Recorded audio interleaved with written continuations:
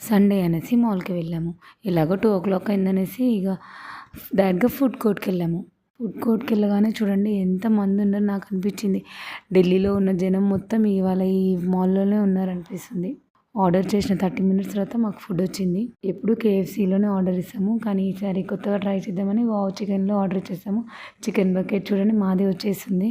తిన్నాక తెలిసింది ఇది వావ్ చికెన్ కాదు వ్యాక్ చికెన్ అని. అసలు టేస్ట్ మాత్రం అస్సలు బాలేదు.